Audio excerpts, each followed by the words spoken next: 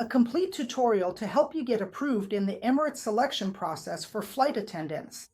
Hi, how are you? I'm Romulo Gutierrez. This is Flight Deck Briefing. I've been a recruiter and selector for 27 years, with extensive experience in international airlines. And I've put together a complete tutorial for you who are going to take part in the Emirates selection process as a flight attendant. All right? I'm going to share all the tips. What gets a candidate approved, what gets them rejected, how the group activities work, the stages, everything. I'll tell you all the behind-the-scenes details in this video. Let's get started. First point, all over the world, when Emirates holds an open day, which is their traveling selection process, they do it together with a third-party company, usually a company called Flight, all right?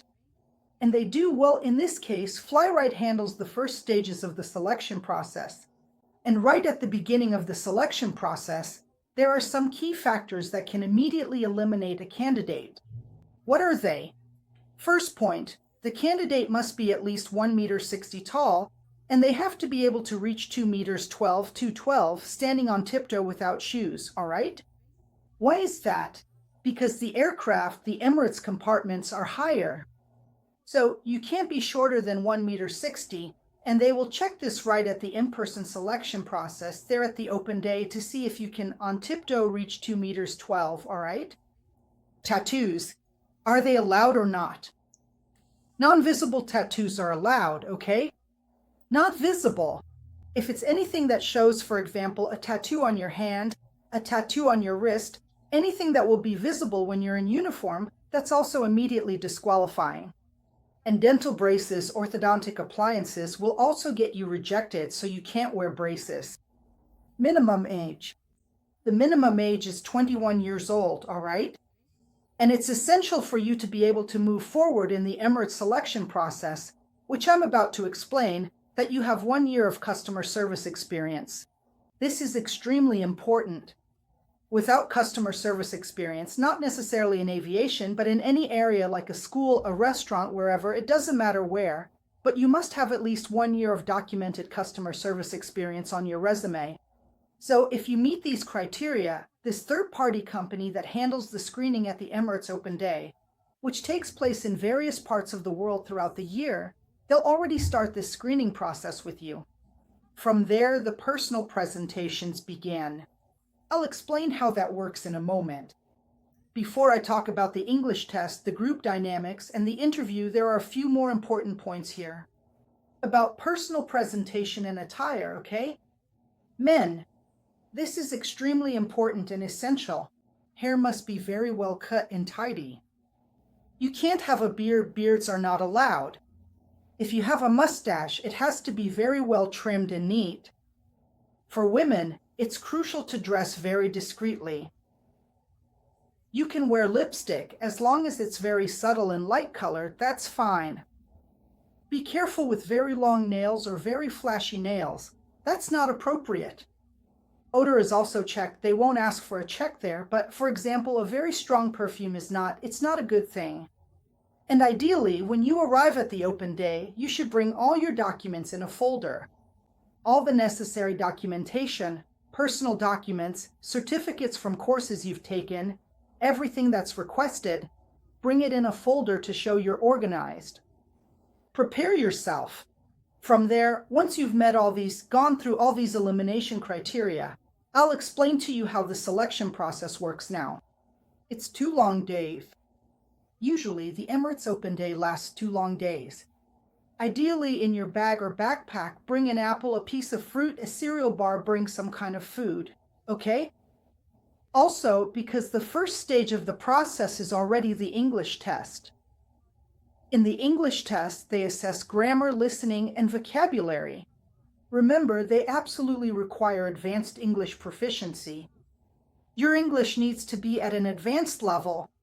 By the way, when you finish this video, I'll leave an English test for you here in the description, okay? So you can see if you can pass their test. In other words, it's a test I made that's very similar to the one they give at Emirates on open day.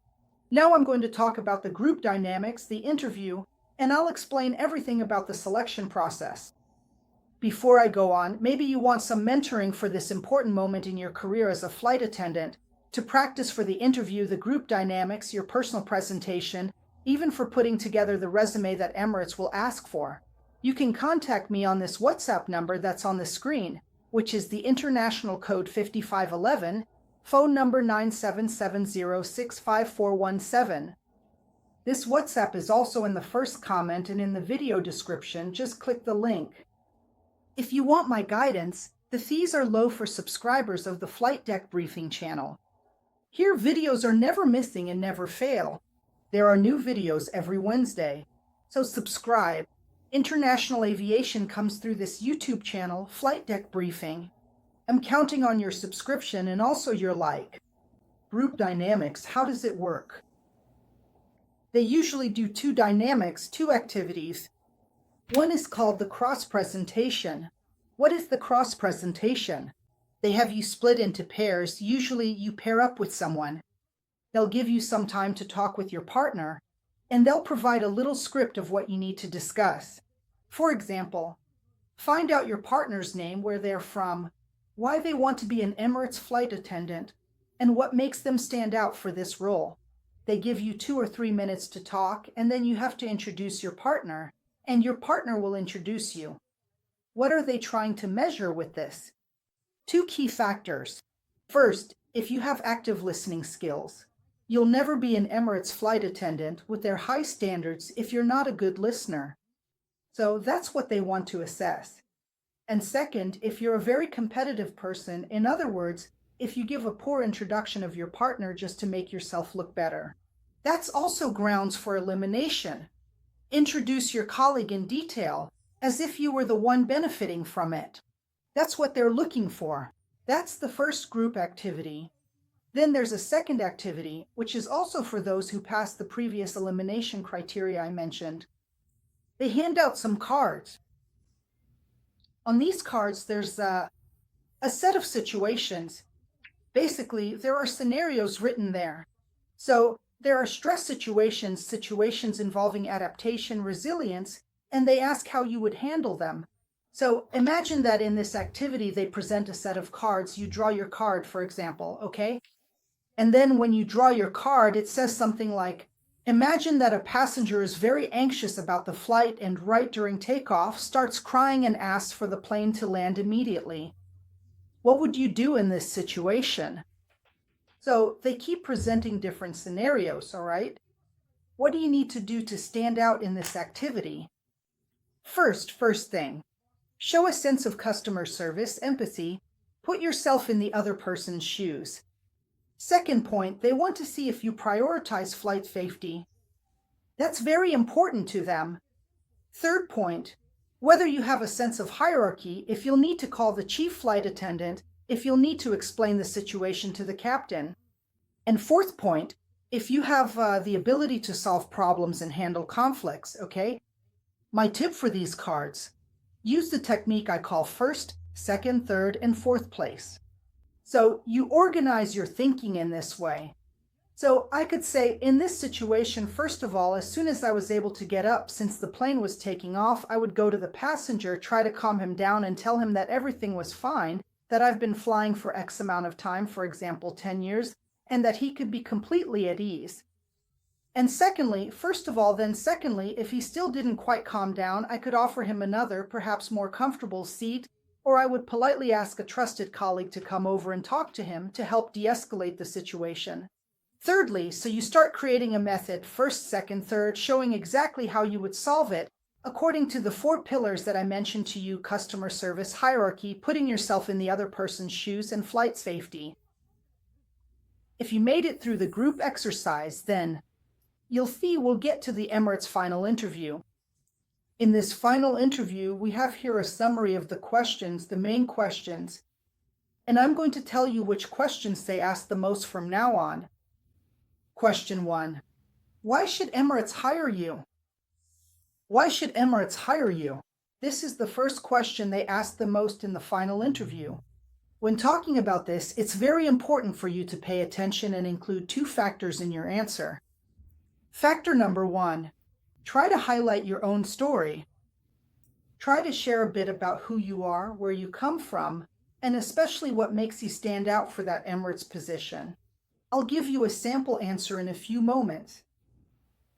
And the second point for this answer, try to mention things that connect you to Emirates as a company. So I'm going to give you an example, okay? They ask me, why should we hire you to be an Emirates flight attendant? I'm going to use the first, second, and third technique. Look, you should hire me for 3 reasons.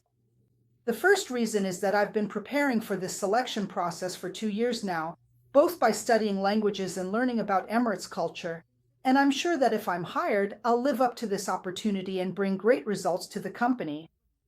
Secondly, here I'll try to mention things that connect me to the company, things that are part of who I am. I have a degree in geography, and I'm someone who enjoys different cultures, different languages, and I really admire Emirates' cosmopolitan culture. And that's one of the reasons why you should hire me. There's a strong connection between the company's values and my own way of thinking and my background. And the third reason why I should be hired is the customer aspect. I've been working in customer service for 5 years. I know how to handle situations with customers, and I admire companies that put the customer at the center of everything. And for these 3 reasons, I believe you should hire me, okay? Of course, this is just one example answer for you, but it's important that you bring your own reality. I'm not a flight attendant. I'm a recruiter, but I'm also a geographer. I like geography, I like cultures, I like languages. So I brought my own reality into the answer, which is what you should do. Other questions they ask in the final interview. Tell me about yourself. Right at the beginning, they also ask, and it's important for you to mention your background, where you come from, talk about your hobbies, your interests, and what people who know you usually praise about you.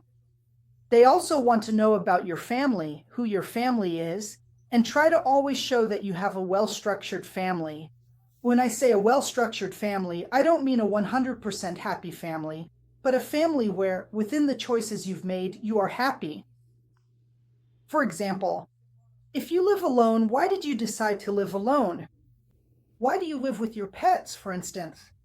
Try to show that you have well-resolved choices regarding your family situation when they ask. They will also ask about challenges you have already overcome in your career. So, tell me about some situations. So the final interview is very situational, okay? Situations where you solved problems with clients, situations where you took the lead in something. And then always use what I call the STAR methodology. The STAR methodology, which stands for situation, task, action, and result. Every time they ask you about a situation, use the STAR method. The STAR method. So they ask me, tell me about a situation where you had to solve a problem with a client. Here's the situation I'm going to share. When I worked as an airport agent at the Delta Airlines check-in, there was a customer who was late for a flight, and he was very upset. Situation. Task. From there, my task was to calm him down and immediately check if his flight had already departed. Action. I checked that his flight had already finished boarding, and my action was to prepare some options so he could either get a partial refund or try to book another flight with our airline. And the result, then I share the result, which is that he was happy and so on. So bring up real situations. Another question from the final interview, they ask about situations where you went above and beyond, where you managed to deliver better results than expected. Use the STAR methodology for this as well, okay? They don't accept vague answers, answers without substance. The profile of the Emirates interviewer, when you give an answer that's very like, for example, I'm very proactive. I really like delivering results. I like making customers happy. They'll say, then give me an example of that. That's why I told you ahead of time to use the STAR methodology. Now, of course, there are other questions that might come up in the Emirates final interview, and I've listed all of them here. Look. Go check it out. Great preparation. Take care. I'm rooting for you. See you. Bye-bye.